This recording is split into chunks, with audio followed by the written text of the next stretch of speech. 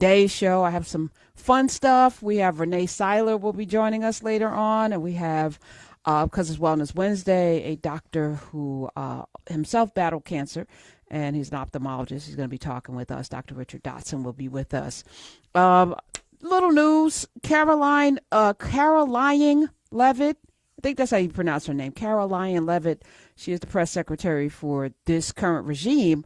Apparently the mother of her nephew, they are calling her sister-in-law, Bruna Caroline Ferreira, was arrested by ICE November 12th and is currently still in custody.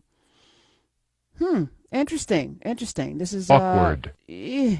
Caroline Levitt's brother Michael said his son has lived with him in New Hampshire since he was born. Ferreira has maintained a relationship with the child, according to authorities. Not sure. There's a lot. I don't know what to believe or trust with this administration. I came across a documentary. Actually, somebody sent it to me, and I started watching it before I came onto the show. It was a documentary that was banned because Trump sued. Leonard Stern did a documentary on Donald J. Trump called What's the Deal? 1988. And a matter of fact, I'm going to play a little bit from this documentary. And I recommend, since he didn't want us to watch it, we should watch it. But I also, as you listen to this, and maybe some of you will watch What's the Deal, and you can get it in its entirety on the internet, I wonder if it would have made a difference. I wonder if the 77 million people who voted for this 34-time convicted felon, adjudicated sex offender would have cared. I don't think they cared. The man is basically not emotionally or mentally equipped to lead. Okay. Play the clips, Miss. I never thought I'd be doing this, I have to tell you. So just everybody have a good time, enjoy yourselves, and for many years enjoy the Trump shuttle. It seems hard to believe, but that triumphant ride on the Trump shuttle was barely 3 years ago. It feels like so much longer. Nothing marked the end of the 1980s, the decade of greed, more than the downfall of Donald Trump. But who is this man who rose so high and fell so fast? Very good. Give it to that guy over there. He presents himself marvelously, but the Donald Trump that I saw in real life was very different. Mr. Trump, please. I believe that Donald Trump would be a very unhappy man if no one paid any attention to him. He skirts the law in the sense that he goes right up to the edge and sometimes over it. You leave it with me, so I'm just going to call you. He talks a good game, but he lacks character. I mean, it's the American dream gone berserk, really, is what it is. But it wasn't only Trump's sometime friends and longtime critics who told us about his flaws. Trump himself unknowingly predicted his own fate. I think one of the most important aspects of the book is I try and to find people that don't have it, because most people don't have it, and that's the sad part, and they want to have it, and they go out and they lose their money, they lose their families, they lose everything. And it's a sad situation. But you see it a lot with these hucksters that are on television selling deal books and selling, records, and they never made 10 cents in their lives, but now they become wealthy selling the records, although most of them, if you've read, have gone bankrupt over the last year. So I guess they didn't sell as many records as they thought. But, they sell, and these people put up their $500, and worse than that, then they go out and they borrow money against some leveraged house and this and that. Things that can't work, and I feel very sad for those people. Donald Trump hasn't had time to feel sorry for anyone in the last year. He's been too busy trying to save himself. It's so different now from his heyday, when he only had to want something to get it. Man, they go into his daddy, his background, how he got there. And what's ironic about this documentary, Leonard Stern's What's the Deal, is that it was in 1988, 1991, he filed bankruptcy. The very people he was talking about, how he felt sorry, people don't pay their bills, it was him. He was teeing up his first of 6 bankruptcies. That came in 1991. He bankrupted a casino. Trump Taj Mahal in Atlantic City. He bankrupted a casino in 1991. He bankrupted a casino. How hard is that? Yes, he did that. But it started to show kind of the grift mentality of this man not wanting to honor any deals that he's made. Not he signed to pay these people, refused to pay these people. It wasn't because he didn't have the money. It was that he didn't want to pay the people what he promised. And he did it not one, not two, not three, not four, 6 times. Okay, this is not somebody that you want to lead anything, but here we are. So we're going to have to suck it up. I also want to play a clip from Jen Psaki, who used to be a press secretary in the White House, and she now has a show on MSNBC. This is a clip from her show where she's talking about his cabinet, because not only is Trump ill-equipped to lead, but he surrounded himself with people who are very similar, because, birds of a feather. There's a lot of talk about Kash Patel, a lot of talk about Linda McMahon, she's the wrestling lady, Caroline Levitt, unqualified, the person he put in charge to try to take down Letitia James and James Comey, unqualified. Good, okay. That gives certain people an advantage, I think. People who are really, but I feel like this whole country is like, the level is mediocrity. Anyway, play Jen Psaki's clips, Ms. 2 of Donald Trump's top law enforcement officials right there, spending their weekend hanging out in a pink Lego race car while attending a Formula One race in Las Vegas. The FBI director has been using federal resources for a lot of trips that don't sound at all FBI related. I mean, he has repeatedly used a government jet for recreational travel, including a golf trip with friends at a private island in Scotland, for example. Doesn't sound FBI related.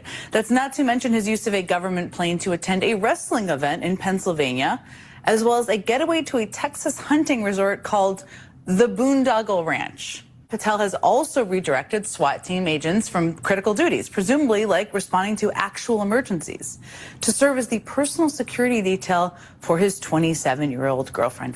You can see a picture there, right there on your screen. Trump is considering removing Kash Patel as FBI director in the coming months, as he and his top aides have grown increasingly frustrated by the unflattering headlines Patel has recently generated. Now, if that were to happen, Patel would have had the shortest tenure of any confirmed FBI director in history. DHS Secretary Kristi Noem. Now, when she isn't spending her days playing cowgirl dress-up or riding around in Lego cars, Noem has been facing considerable scrutiny over reports that DHS funneled hundreds of millions of taxpayer dollars to a firm with ties to Noem herself. And now a group of lawmakers is calling for an investigation into how that firm ended up getting all the taxpayer money. Then there's the former reality TV star Trump put in charge of our nation's travel infrastructure. Yes, that guy, Transportation Secretary Sean Duffy. Now, right now, to be fair, Sean Duffy has a lot on his plate. Americans are preparing for the busiest travel season of the year, and the recent government shutdown has led to a wave of flight cancellations that continue even after the government reopened. But do not worry, because Sean Duffy has an idea that is going to fix American air travel once and for all. Listen to it. People dress up like they're going to bed when they fly. Dress up, bring civility back to travel. Let's maybe go back to an era where we didn't wear our pajamas to the airport. We actually might dress up a little bit. I should note that this is the same Sean Duffy who just scrapped a Biden-era proposal to compensate travelers for flight disruptions. But hey, maybe you'll feel better about paying out of pocket for the airline's mistakes if you're doing it in a nice dress and some tasteful pumps. Just consider Trump's Treasury Secretary Scott Bessent. Right now, he also, to be fair, has a lot on his plate. Trump's tariff policy disaster, all those deals Trump promised haven't really come to fruition. Prices are up, housing costs are up, healthcare costs are about to go way up for a lot of people. And voters continue to signal that they are unhappy with the way this administration has handled the affordability crisis. Y'all get the picture. This clip is 5 minutes long, and Jen Psaki doesn't miss anything. The reason why I'm bringing this up is that most of us know that this is incompetence in real time. We're watching it play out, but it's going to have an impact on us, consequences for years to come. I don't know if the next administration, if we have another, presidential election that's fair, we'll be able to undo the mess and the madness. But I think this is the whole point: chaos and grifting, and there won't be anything left when it's all said and done. The degree thing that the Trump regime just passed to declassify degrees, and we talked about this already, and most of these are not just women, not just black women, but they have to report any kind of abuse or sexual misconduct. These are the reporters, and there's mandatory reporters. I don't know if there's a coincidence there that you've now declassified these as professional degrees that will be eligible for federal loans. I don't know if that is that, but I do want to say that this is terrible. The list of degrees not classified: nursing, physician's assistants, physical therapists, audiologists, architects, not a profession, accountants, educators, and social workers. So how is this going to play out? Well, it means there's going to be a whole lot fewer people getting these degrees, which means, don't we need architects and educators and social workers and nurses? Don't we? We need them, right? We need them. It's going to be very interesting. I bring this up because I came across a clip that I wanted to share, and this is where I really wanted to go today. And I want to thank, who sent it to? Oh, one of my producers sent it to me. And it's going around. It's on Facebook. You can see clips of it on Instagram, called Black Power Explained. Now, I actually went and found the original on YouTube. Bill Cosby produced this. And it's a documentary on our children, our education system. Was a portion of it which features a teacher in the classroom with 4-year-olds. Teachers in the classroom with 4-year-olds. And it's fascinating. I'm going to play it, and I want to really talk about it. So let's play the clip. This was one of the most controversial broadcasts of the 1968 season. It drew awards and protests in equal measure. Here is its key scene.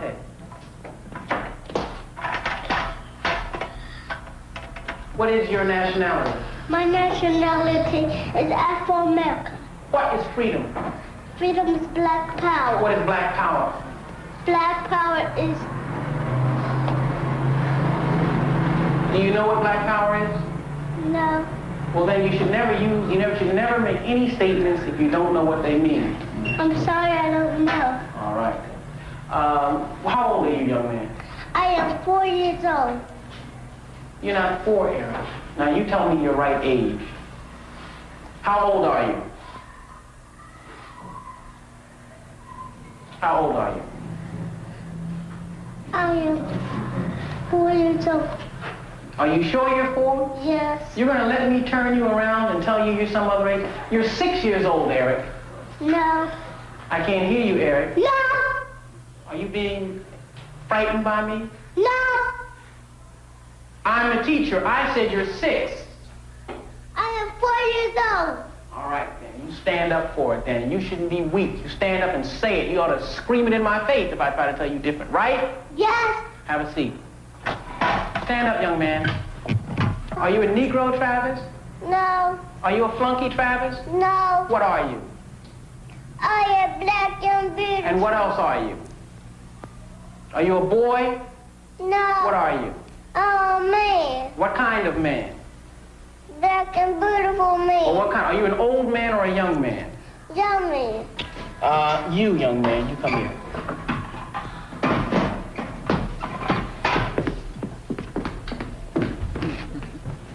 You're a Negro. No.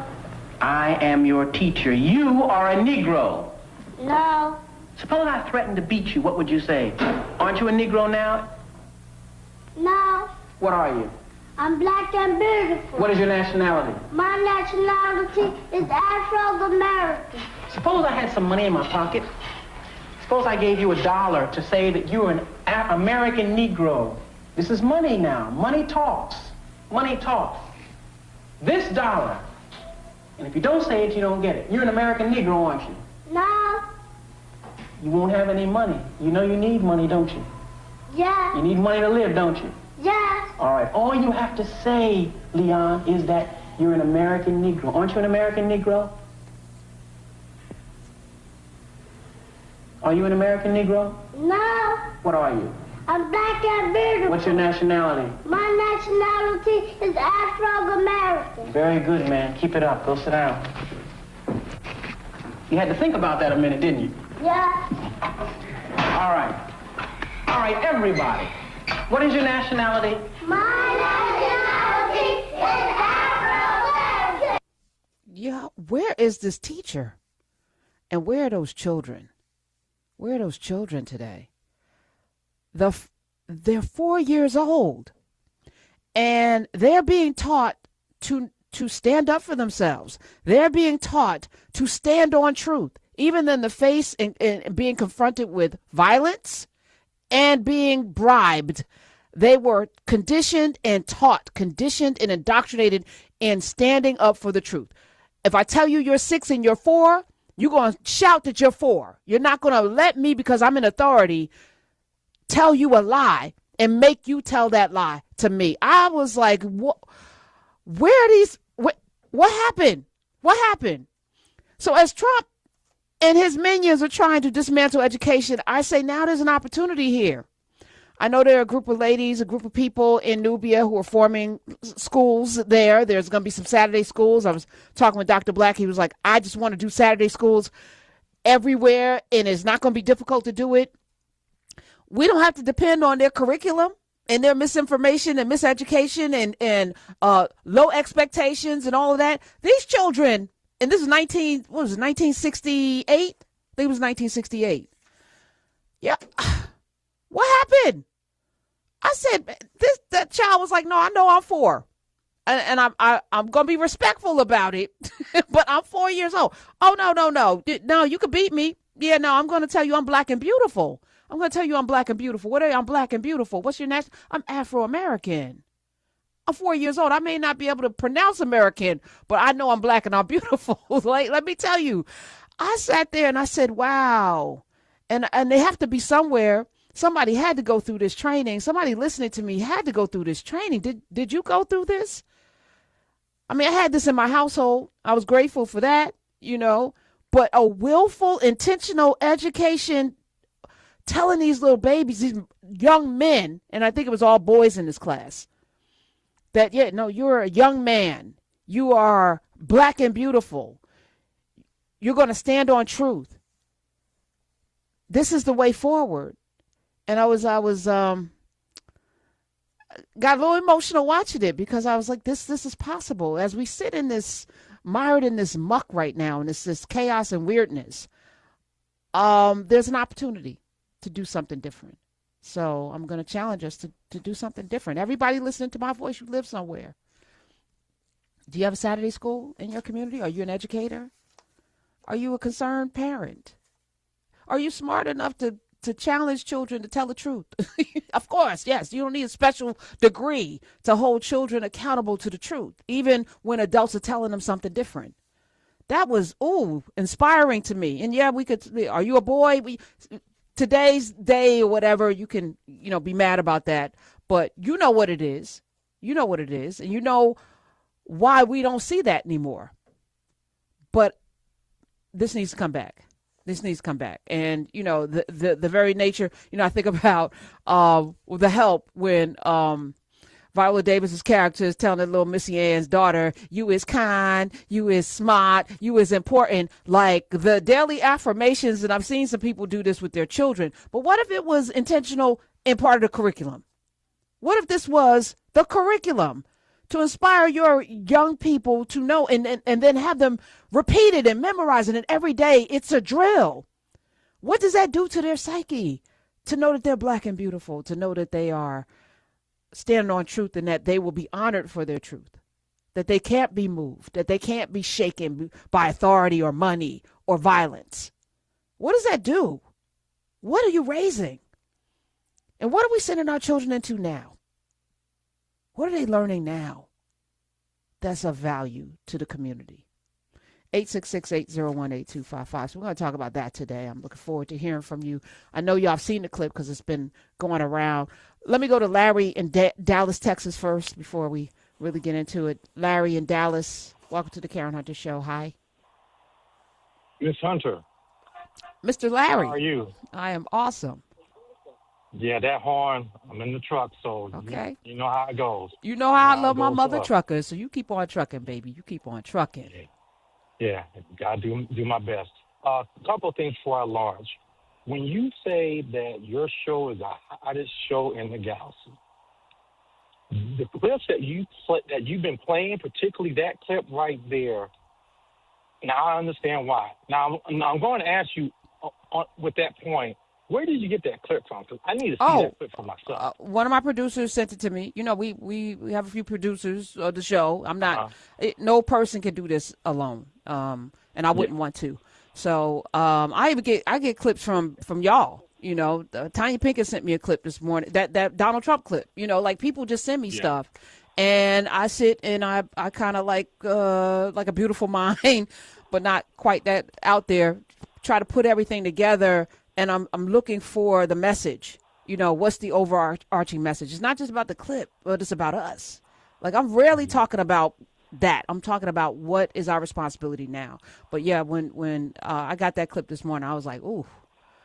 Yeah. This is and the fact that I couldn't. It took me. So I got the clip that she sent from Instagram, and then I had to search because I needed to know where it was from. Because you know we're gonna do some research, the origin, and it was a Bill Cosby, Bill Cosby produced documentary. I said okay, and we can say whatever we want about Bill Cosby today, but I think it is a disservice to us to ignore the intentional way in which Bill Cosby programmed from Fat Albert to the Cosby Show to a different world. He was very intentional about what he was saying to America and to us. And I think that's important. Yes, he was. And it's funny you mentioned that because I recall on Facebook someone posted a clip of him during that period, I believe. He was doing a lecture. And I remember I thought I saved it, but I didn't. I guess got rid of it, whatever. But I did recall seeing that clip of him giving a lecture in a classroom in a similar fashion. But you mentioned earlier about mediocrity. We're in a meritocracy, if you will. I recall former President Nixon once said that this country is going to be so far right you won't even recognize it. And look where we are right now. And I just need to remind everybody that this period that we're in right now didn't happen in happenstance. It's like a slow drip. It was intentional. It wasn't just a slow drip. It was intentional. It was intentional from Ehrlichman and Nixon with flooding the black community with heroin, flooding the hippie, the anti-war people with the marijuana, and then labeling them as hippies and losers, to Reagan, war on drugs, which was not a war on anything but black people, and then flooding our communities with crack cocaine, scheduling it a certain way to fill the prisons, because we talked about this yesterday. There's a contract, and there's a contract on us, but they needed those bodies, and that's where slavery continues, right? This is all very purposeful. I bring this clip, and I'm going to continue to bring stuff to the forefront from the past because it's important that we remember. This didn't just happen, and they separate us from our memory. They separate us from ourselves. They have us fighting over dumb stuff. But if we could put the pieces together, it all falls in alignment, and then you start to realize the story, and then you can rewrite it for the next generation. Then you can do something about it. But this is important. This is why we do what we do here. And thank you, Larry. Let me go to Cindy in Washington, D.C. Hi. Welcome. Hi, Professor Hunter. My first time calling in, but I am a Nubian. So I do know who you are, and I love you. Thank you so much for taking my call. This video, this documentary I saw when I was in 4th grade. It has such a profound effect on me. And that's why it was very hard for me to jump on the attack Bill Cosby bandwagon, because I saw all the goodness from Bill Cosby, okay? And again, I think that they attack people in America that are African American that want to help their people. That's just my perception of it. No, two things can be true. Bill Cosby absolutely drugged women and had sex with them against their will. And he did an amazing job programming television for black people and with intention. Two things can be true. And I think we need to be mature enough to hold space for all of that. We're not throwing out the baby with the bathwater. We're going to receive all of the goodness. And you hold them accountable, absolutely. But the reason why I called in is because I remember this specifically from fourth grade. Again, I grew up in Arlington, Virginia, right outside of Washington, D.C. My mother was a Washingtonian, okay? And she always made sure that we had things in the house. Like you said earlier about your parents, my parents were those parents. They made sure that we had images. They made sure that we had all kinds of things that can actually lift children up and build confidence, because they knew what kind of world we lived in, and we always talked about it at home. But this particular documentary from Bill Cosby, I was in fourth grade in an all-white school, okay? And I had like 3 black kids. But it was so profound for me. I can remember everything about it. That's how much it affected me. And I tell you, imagery, I have seen it when I go outside the country. I went to Ghana this summer. I was so blessed to go there. And images are so important. Imagery is so important when you're defining people. Mm-hmm. And I think that's why I get very disturbed when I was raising my kids and I was seeing these videos on BET, because imagery is everything. I remember this when I was from being a kid. That's how much effect it had on me. So imagine if it was something negative. Right. No, I mean, it's powerful. And I thank you for reminding us.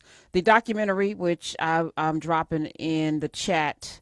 Actually, if Alexa, you can also post it. It is called Black History, Lost, Stolen, or Strayed, 1968. It is Bill Cosby produced. You can go to see this particular portion. You can scroll to around the 42-minute mark of the documentary, and you see the teacher in the Freedom Library and the children in the class, and it is boys and girls, but they are featuring the little boys in particular. It's incredible. The whole documentary is incredible.